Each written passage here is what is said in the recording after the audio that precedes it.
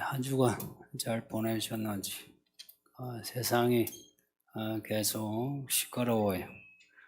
아무리 시끄러워도 믿음으로 사는 성도가 됩시다.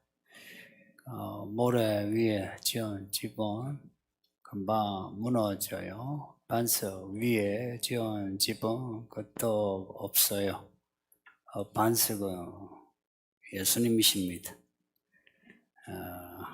예수님에 대한 이 집중, 그리고 신뢰, 그리고 때마다 결단해서 그래 믿음으로 살자 하는 겁니다. 세상에 이런 위기 저런 위기 가득해도 결국엔 예수님 손에 있습니다. 정말 예수님 손에 있어요.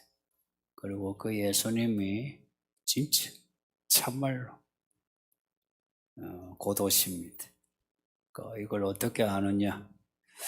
첫째는 성경을 통해서 알고, 둘째, 성경의 사건이 이루어지는 걸 보고서 알고, 세 번째는 우리 영혼이 직감합니다. 오신다. 정말 오신다. 언제일까? 긴장하게 돼. 긴장하게 되니까 그동안에 말씀 제대로 살지 못한 거 있죠. 이 말씀은 우리 인간의 삶을 참 아름답게 만드는 말씀이에요. 아름다운 인생, 아름다운 사람. 그걸 그동안 못했던 거 후회하고 회개하면서 그렇게 살아보는 거라. 사랑도 아름답게, 일도 아름답게, 돈 쓰는 것도 아름답게. 이 아름다움이 뭔지 하나님을 몰랐을 때는 몰랐어요. 그런 말이 조금 느끼해. 근데 하나님을 알고 나니 하나님이 아름다운 분이세요. 그러니까 하나님을 믿는다는 거는 이거는 인생을 아름답게 만드는 겁니다. 그 예수님이 우리의 인생의 반석이 되어 우리 인생 잘 살아봅시다. 코로나 이게 계속 되면서 사람들이 코로나 이전을 그리워해요. 이게 이제 정상적인 생활을 하고 싶다. 마스크도 하지 않고 모이는 것도 자유롭게. 이제 이런 열망을 이제 가지는, 자연스럽게 열망을 가지죠. 근데 이런 열망이 또 거세지면 한편으로 누군가를 타겟으로 해서 미워하는 것도 생겨요. 그 코로나가 퍼질 때마다 꼭 누구 때문에 하고 타겟이 있어요. 그걸 이제 권력자 혹은 언론이 그렇게 타겟을 정해놓으면 사람들이 그쪽으로 다 쏠려요. 그러면은 그쪽에 한번 이렇게 말을 풀고 나면, 아니면 감정을 이제 풀면은 좀 잠잠해요. 이거는 코로나 이전이라도 위기 때마다 그렇게 해요. 이 국민이 혹은 시민이 똑똑하면 그런 데 휘둘리지 않는데, 윗사람들이 말하는 것처럼 이 국민이 개, 돼지 같은 그런 속성을 스스로 또 드러내요. 그래서 언론과 권력이 선동하면은 그냥 부안해도 올라갔다가 내려갔다가 올라갔다가 저로 가, 우로 가, 이렇게 돼버려요. 근데 지금까지는 이제 그 타겟이 이쪽이었다, 저쪽이었다 이랬거든요. 네, 이제는 그렇지 않아요. 교회예요. 교회만 타겟이 돼요. 좀 억울한 면이 있지만 억울할 거 없어요. 왜냐? 성경의 성취입니다. 그대로 돼요. 생각해 보세요. 우리가 믿는 하나님이 성경에다가 야, 성도가 다 깨진다. 교회가 깨진다. 이렇게 예언을 해놨을 때 교회가 이렇게 전방위로 압박을 받게 되면 겁이 나죠. 그렇지만 말씀이 이루어진다는 것은 뭐예요? 하나님이 살아계시고 그날, 야간 그날이 예수님 오실 날이 가까이 왔다 하는 증거죠. 그러면은 이 진짜 믿는 사람은 그럴수록 마음을 이 밀도를 높여가지고 진짜 밀도가 높아져야 싹이 나요. 또 밀도가 높아져야 줄기가 터져 올라가요. 꽃봉오리도 밀도가 높아야 팍 터져요. 열매도 그래요. 그럴수록 믿는 사람은 더 밀도 높은 믿음을 가지는 거예요. 되게 시행착오가 많아요. 근데 성도님도 시행착오를 겁내지 마세요. 우리는 원래 길 잃은 양이에요. 저도 그래요. 여러분도 그래요. 그래서 이렇게 갔다가 아이고 가고 싶은데 가버려.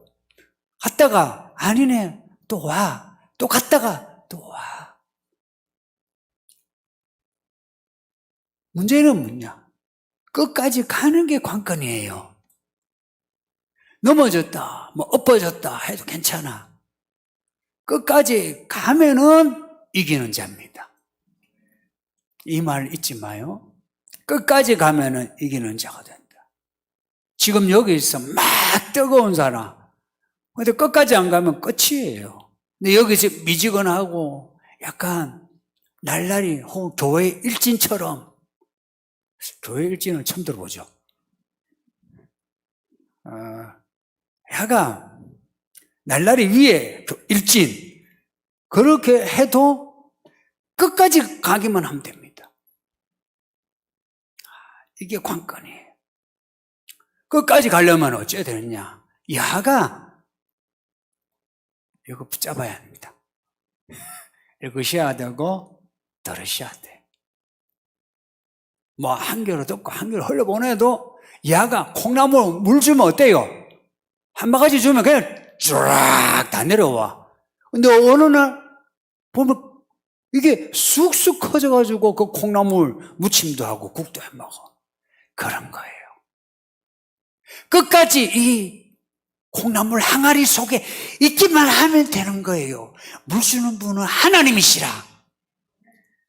그래서 교회 생활 잘하세요. 갈수록 이제 교회 압박하고, 교회 압박한다는 말이 약간 좀 실감 안 나겠지만 여러분의 가정에서 직장에서 교회 나간다 하거나 아니면 교회의 그 믿음을 드러내는 행위가 있어요. 그러면 사람들이 뭐라 해요. 때로는 불이익을 줄 때가 있어요. 그럼에도 해야 되는 거라. 갈수록 이제 교회 입지가 좁아져요. 이거는 예전하고 달리 이제 예전에는 진영 논리라는 게 있어가지고요. 이쪽 진영, 저쪽 진영 이래 있어요. 교회는 이쪽 저쪽도 아니에요. 그래서 자기들끼리 치고받고 하는 거 좀 그냥 보는 편이에요. 근데 이제 그렇지 않아요. 그런 진영 논리가 아니고 이쪽 진영이든 저쪽 진영이든 교회와 이렇게 각을 세워요. 이쪽이든 저쪽이든 사회 위기가 나면 하는 말이 제일 많이 하는 말이 혁명이란 말이고 진보란 말이에요. 들어보셨죠? 진보 혹은 혁명이란 말이. 이 혁명이란 말, 우리나라만 해도 혁명이란 말, 5.16 혁명, 촛불 혁명, 혁명이란 말 쓰죠. 혹은 4차 혁명, 이런 거는 혁명이란 말은 그러니까 체제가 바뀌는 거, 해서 패러다임이 바뀌는 거, 해서 이 정서 분위기가 바뀌는 거, 해서 사람들의 이 연결 고리가 예전에 연결해주던 고리가 없어지고 새로운 고리가 돼가지고 연결되는 거. 이게 이제 혁명이에요. 혹은 이 혁명을 통해서 이 역사가 진보한다. 그럼 누가 혁명을 주도하냐? 알고 보면은 이 근대 후에는요, 언론과 권력이에요. 잠재된 권력이든 아니면 드러난 권력이든 간에 권력이에요. 혹은 언론이에요. 이게 이해관계가 같아요. 예전에는 이쪽 저쪽이 달라가지고 이해관계가 부딪혀. 그런데 시간이 갈수록 이해관계가 같아지는데 교회와 딱 마주할 때는 그들의 이해관계가 같아져요. 그래서 이제는 보수 우익이든 진보 좌익이든 교회에 대해서는 안 좋게 여겨요. 이쪽 정부든 저쪽 정부든 교회에 대해서는 같은 태도예요. 예전하고 이제 달라졌어요. 분위기 달라졌고요. 앞으로 더 많이 달라져요. 근데 이렇게 달라지면 적어도 민주시민이라면 혹은 인간의 인권 혹은 집회 결사의 자유 헌법 정신을 생각하는 사람이라면 제가 좀 거창해서 말하는데 이거 이상하다. 우리 사회가 뭔가 한쪽으로 기울고 있다. 운동장이 기울었다. 운동장이 기울면은 균형이 깨지면 이 사회가 건강하지 않아요. 운동장이지 기울고 있다. 그래서 운동장을 균형되게 해야지 이런 생각을 해야 하는데 그렇지가 않아요. 보세요. 교회 예배만 해도 그래요. 우리가 이렇게 예배하는 것에 대해서도 이런저런 말 많이 해요. 어떤 집사님 직장에서 주일에 교회 가야 된다니까 아니 아직도 교회 갔냐고 이상한 눈빛으로. 근데 알고 보면 그분도 교회 다녀. 근데 그분은 교회는 안 가고 그냥 영상으로 만나는 거라. 영상으로 하는데 교회 예배에 가는 사람을 아직도 교회 가요 이런 거예요. 제가 미장원에서 이발을 하는데 그분이 교회 다녀요. 어쩌다 이제 그분이 제가 목상을 알아냈어요. 이제 그분도 이제 교회 이제 다니고 한 5년 이제 됐대요. 그래서 자기 교회는 아예 모든 예배가 없대요, 지금도. 근데 교회가 작지가 않아. 근데 제가 예배당에서 하고 또 소예배당에서도 하고 한다니까 놀라는 거예요.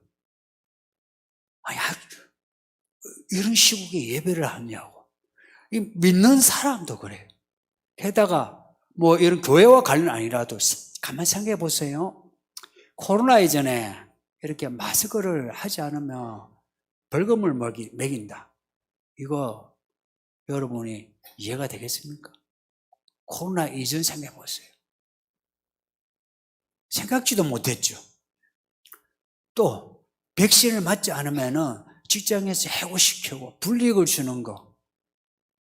여러분이 코로나 이전에 독감 백신 맞지 않으면 교회 못 와, 직장 못 와, 아니면 자리 나가 이렇게 한다면 여러분은 뭘 하겠습니까? 미쳤나? 정상적이지 않다 그러죠. 근데 이 정상적이지 않은 것이 정상적이라 생각하는 사람들 속에 같이 있어요. 옛날에는 비정상인데 지금 우리 속에 들어와 있어요. 그래서 사람들은 약간 이중적이 됐어요. 예전에 정상적인 생각 같으면 받아들이지 않는 것을 지금 이제 받아들이면서도 그게 정상이라 여기는 거예요. 이게 코로나 이전에 생각지 못한 구조들이 바뀌고 있어요, 지금. 앞으로 더 바뀌어요. 근데 바뀌는데 우리도 모르게 바뀌어요.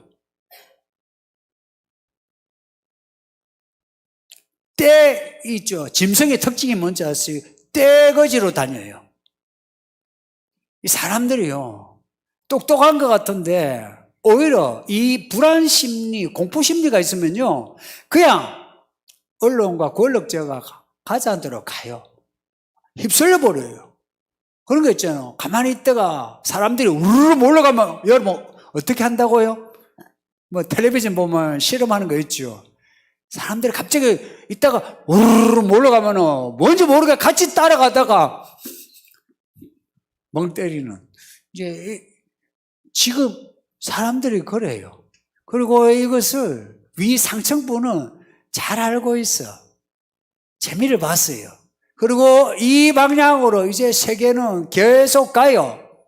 우리나라만 아니고요. 이 팬데믹이란 말이 정말 이 종말론적인 말이에요. 우리나라만 아니 아프리카까지도 그래요. 모든 세계가 지금 똑같은 흐름 속에서 가고 있어요. 거기에 대해서 일반 사람들의 이 사고 구조가 바뀌고 있어요. 그냥 적응이 돼요. 코로나가 세상을 바꾼 게 아니고 알고 보면은 코로나를 빌미로 이 권력자들이 보이는 권력자 혹은 보이지 아니하는 권력자들이 세상을 지금 바꾸고자 해요. 그래서 이 방향으로 가면은 여러분 그냥 상식으로 생각해 보세요.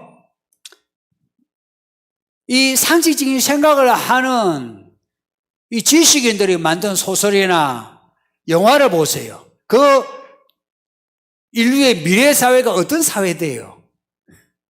민주, 자유, 평등, 공정 이런 사회 아니에요. 성경에서 말씀하는 요 사회예요. 그렇지 않대요? 종말론, 그 종말 영화 보세요. 전부 이 성경에서 이야기하는 사회예요. 근데 성경이 예언하는 이 사회가 이루어지면 사람들이 야, 이 성경대로 되네. 이 성경이 참말인갑다. 이렇게 여겨야 되는데 오히려 그 반대예요. 오히려 교회를, 성경을, 그리고 믿는 사람을 무시해요. 그러면서 이 교회를 오히려 이 사회의 진보의 걸림돌이 되는 단체로 여겨요. 오죽 했으면 대통령이 교회라고 지적을 했어. 교회를 욕할까? 이런 개차반의 세상이 어디 있어요? 완전 이거는 사실은 상식적인 이 사회에서는 있을 수 없어요. 우리나라가 예전에 늘 독재 사회 해가지고 그때도 상식적이지 않았죠. 근데 이때까지 상식적이지 않다는 거는 문제가 있는 거죠. 정상적인 생활이라는 게 뭐예요? 그러니까 지금 사람들의 열망은 옛날로 가고 싶은데 누구 때문에 어디 때문에 안 된다. 그럼 정상적인 생활이 뭐예요? 우리가 마스크를 써서 정상적인 생활을 못해요? 우리가 밥을 몇 명이 같이 모여서 밥을 먹지 못해서 정상적인 생활을 못하냐고. 정상적인 생활을 할 때 우리는 여러분 대부분 세례 받으셨잖아요.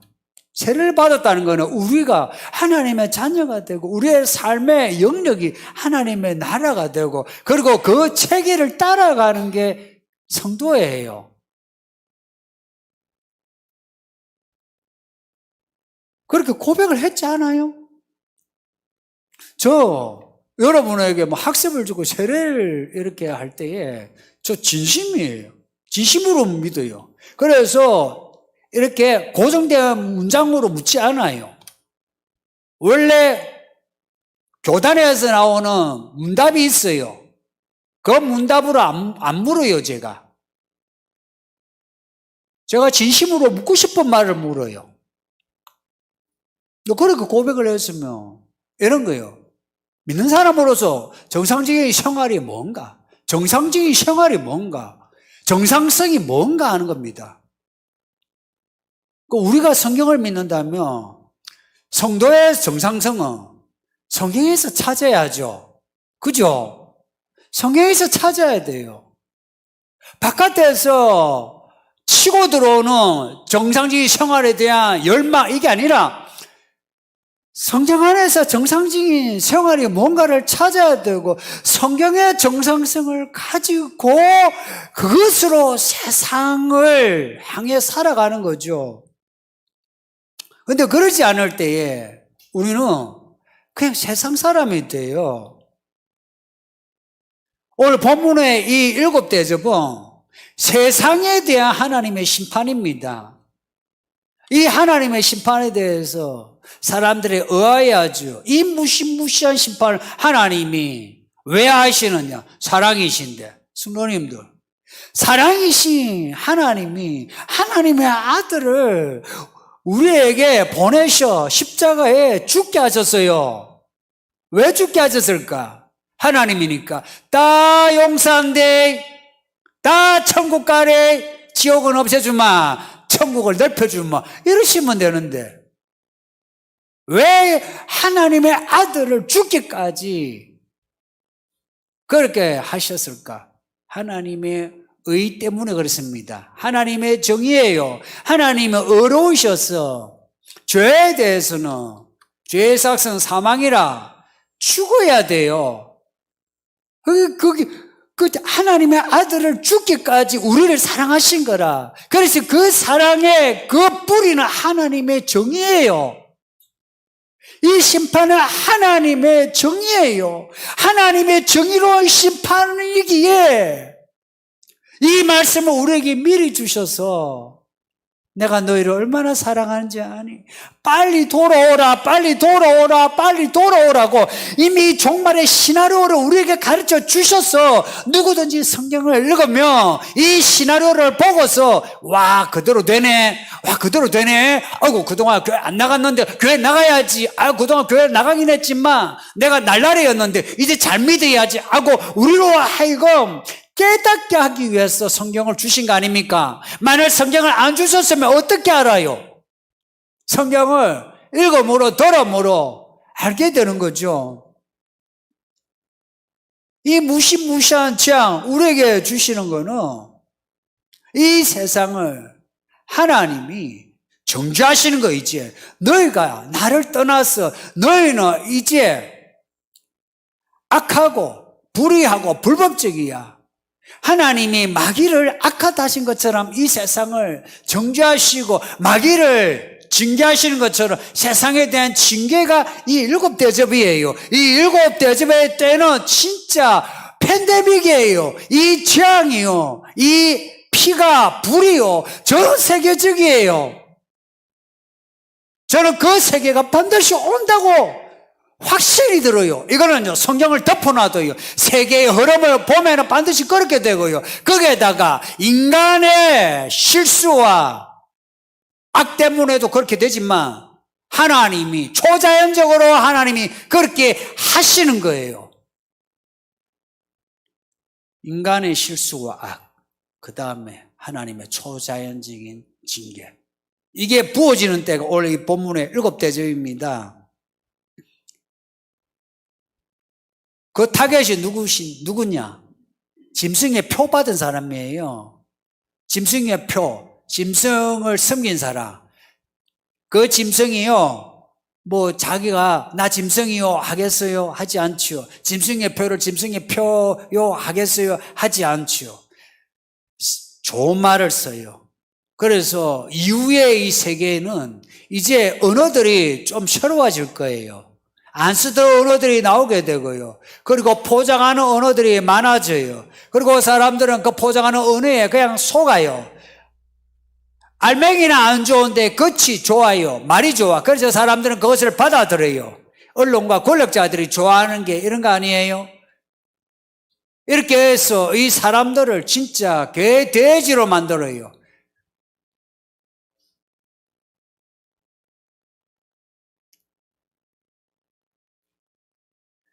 백신을 몇 번 맞아야 될까요? 끝이 없어요.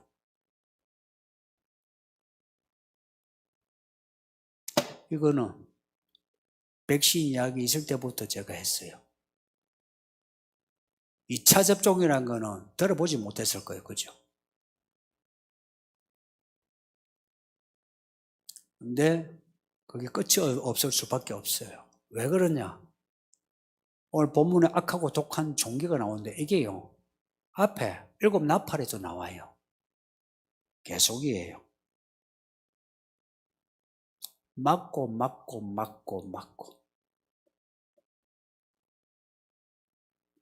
백신 덩어리 될 거예요.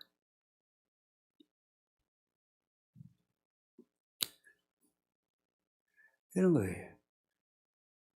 세상에 이렇게 요동쳐 어느 한 방향으로 갈 때에 적어도 우리는 맞나?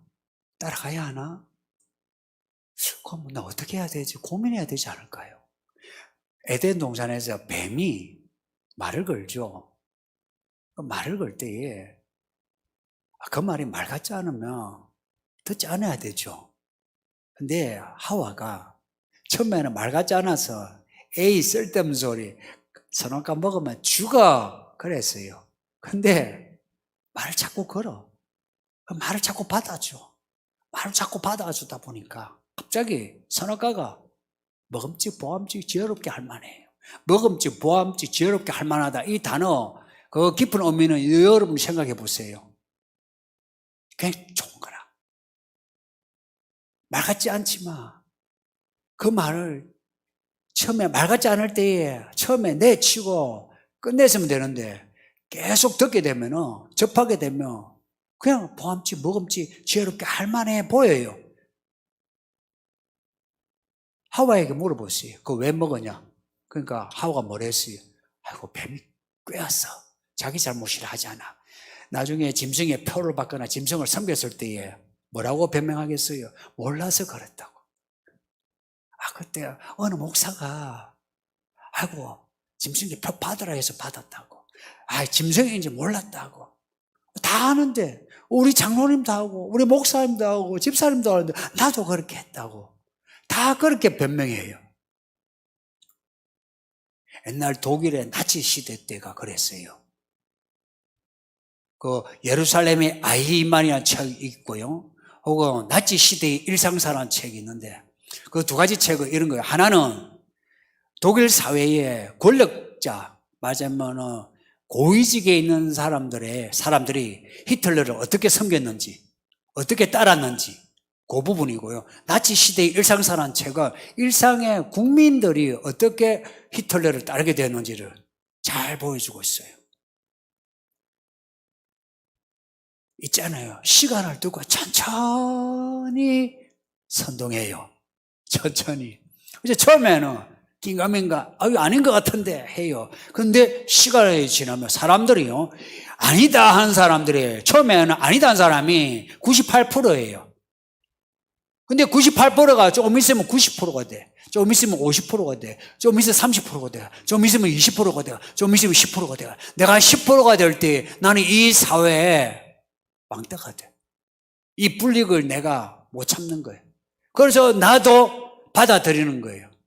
그래서 모든 독일 국민들이 나치에 협력하고 혹은 방주하고 그 사회의 그 모습이 앞으로 일어나는 짐승의 시대의 좋은 그림자예요.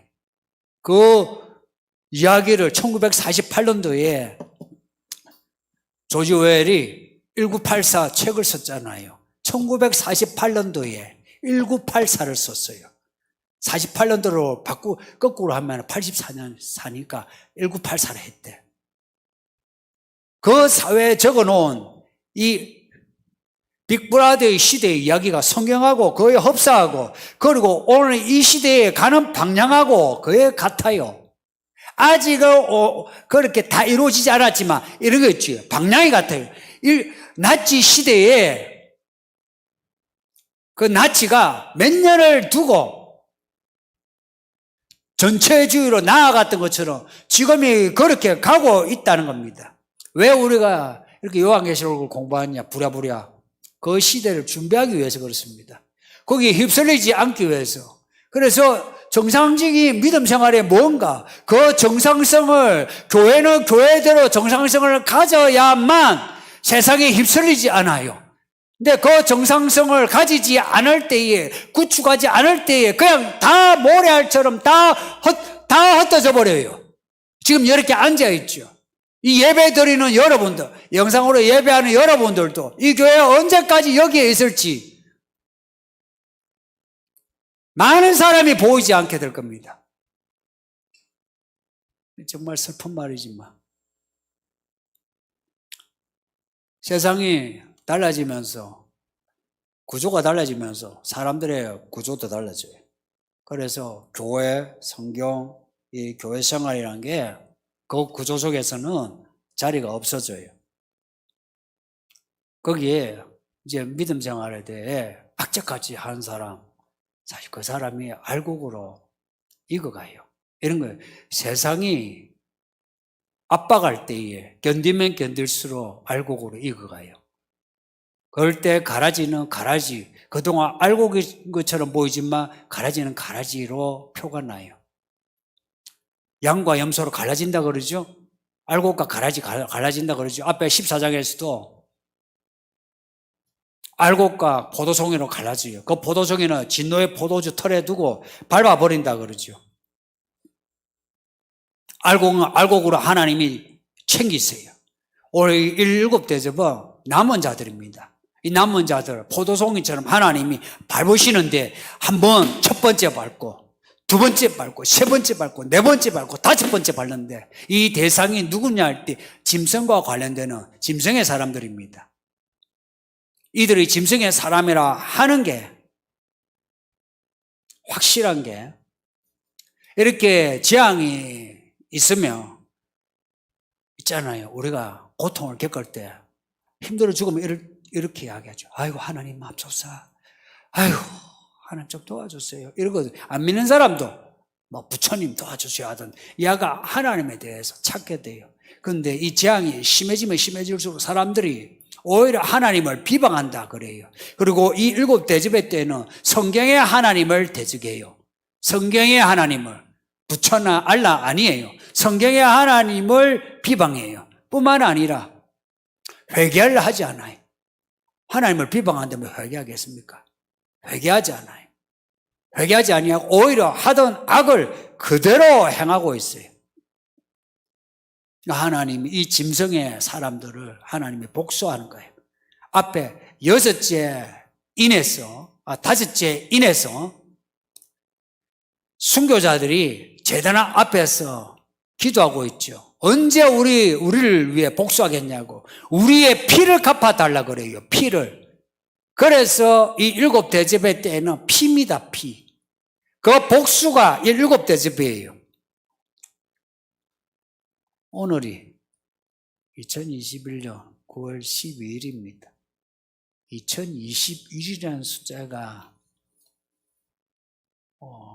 이렇게 올지 몰랐죠. 2021이 언제까지 이 숫자가 지나갈 것 같아요? 그래, 그렇게 많지 않을걸요? 이 숫자가 곧 끝나요.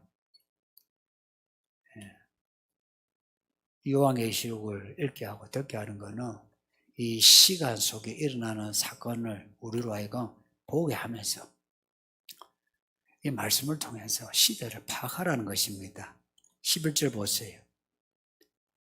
사람들이 이런 고통을 당하면서 하나님을 찾지 않은 것, 이게 이 시대 사람들이에요. 성도님들, 우리는 이 말씀을 읽고 들으면서 회개합시다. 지금까지 우리가 살아오면서 지은 죄에 대해서 회개하고 그동안 이 말씀을 붙잡지 못했던 것, 이 말씀을 붙잡읍시다. 알곡과 가라지 바로 알 수 있는 기준이 있어요. 첫째가 회개예요. 둘째가 말씀에 대한 반응이에요. 혹은 첫째가 말씀에 대한 반응이에요. 둘째가 회개예요. 지금 회개와 말씀에 대한 그 반응에서 말씀을 안 받아들인 사람은 앞으로도 받아들이기 힘들 겁니다. 그리고 이미 아마 여러분 중에도요, 회개가 전혀 안 되는 사람도 있을 거예요. 하려고 해도. 이제 갈수록 이제 길로 가요. 이제 그냥 가요. 흔히 말하면 이걸 이제 티핑 포인트라는데 한번 기울어지면 이제 회복이 이제 안 돼요. 그러니 성도님들 이때에 내가 세상 쪽으로 기울지 않도록 나를 추스러서 하나님 쪽으로 기울도록 해야 돼요.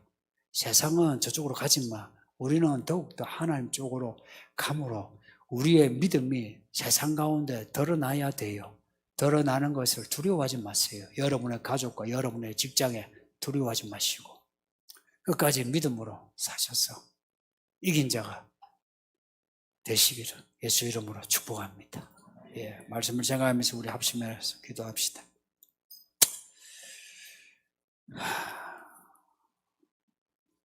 말씀 생각하면서 우리 합심해서 기도할 때 우리 자신이 예수님께로 돌아가고 회복이 되고 끝까지 믿음 생활을 할 수 있는 사람이 되게 해달라고 기도합시다.